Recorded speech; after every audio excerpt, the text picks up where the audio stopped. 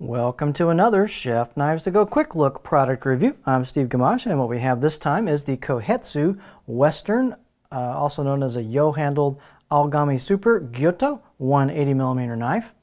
So this line of knives has a core steel. It's a 3-layer construction. The core steel is Aogami Blue Paper Super reactive high carbon steel. They take the heat treat pretty high on that. It'll take a pretty high hardness. So they take it to around 64, which is pretty hard. And what's nice about this line of knives is Mark gets reports, and they do samples on every batch for heat treat measurements. So they are really consistent in the way they heat treat this kind of from a scientific point of view. And so the heat treat is great on these knives. So it's high hardness, so it's going to have great edge retention. It still will be pretty reasonable to sharpen. You'll have to be a little careful with technique because it is higher hardness. So a little bit less forgiving, but you gain it back edge retention off of that. So the construction is 3 layers. They've got a soft stainless cladding on either side of the hard core steel. I'll have to try to show you during a close-up, but it does have a cladding line, although it's a little difficult to see. I will say in practice that this cladding tends to be kind of semi-stainless, and will probably show some staining as you use it, so don't be surprised if you do get some staining on it. It'll have a nice kind of workhorse look to it as you get it used and get some, patina on the edge, and then get a little bit of use look out of the cladding as well. You could, polish the cladding up if you didn't like that, but just warning, just what to expect.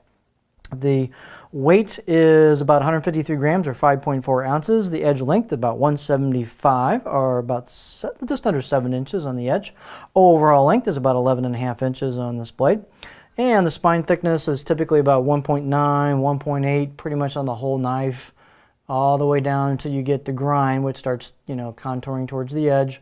And then it doesn't thin out. They don't get super skinny with these, but the performance is good. They give you just a little bit of meat at the edge there.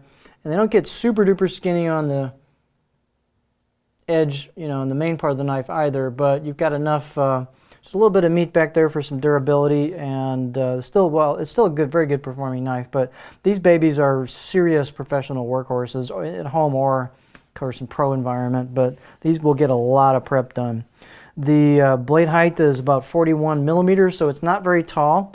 You'll have to kind of evaluate this based on your finger size. My hands are kind of smallish side of medium. My fingers aren't particularly big around, so there's what it looks like for me with flat last components of my finger on there. So enough clearance for me, no problem. If you got really big sausage fingers, you may not be able to use this in a traditional sense without hitting board clearance issues. But this would probably make just a spectacular line knife. It's compact, edge retention's great.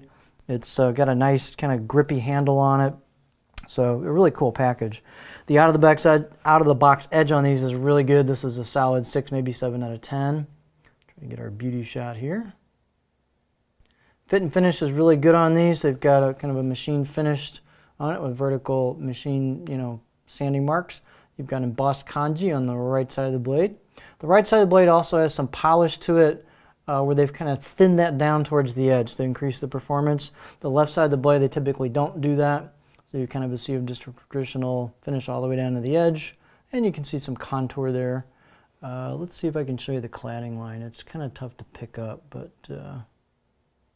there you go. So there's kind of the cladding line on the blade. Same on the other side. It's harder to pick up on the right side because of the polish. But again, that's standard for this line of knives. The handle is nicely made. It is a brown Packawood, which is a stabilized wood product. You've got a full stainless tang all the way through. You've got stainless rivets, a real nice integrated bolster right into the blade itself. So really nice fit and finish. The handle size is kind of just average size. It's not particularly big, not particularly small. Not super rounded, but not blocky either. You can see you got some side slabs with some fairly quick transitions to the other part of the knife, but it's comfortable to use. You lock your hand in there pretty nicely. Let's see, it's a fairly stiff blade as well, so it's got a lot of integrity on the board. It's just a really very nice package. Let's take a look at it on the cutting board.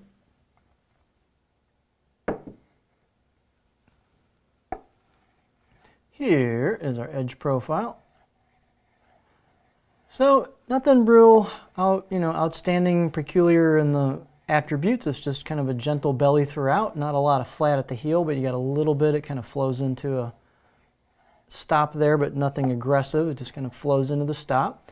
And then you've got kind of a gentle belly with a little bit aggressive towards the tip, so you can get pretty high on this thing to rock. So this will rock nicely, push, pull, cut, glide cut, a little bit of chopping towards the back. So it's a pretty versatile profile given the 175 millimeter edge length. So just a really good package. They also make this in a WA or Japanese handled version. If you want a lighter version, those tend to be a little bit thinner. The performance is usually just a little bit higher on the WA handled version, so another option for you, but this would be a great package in a pro kitchen for sure.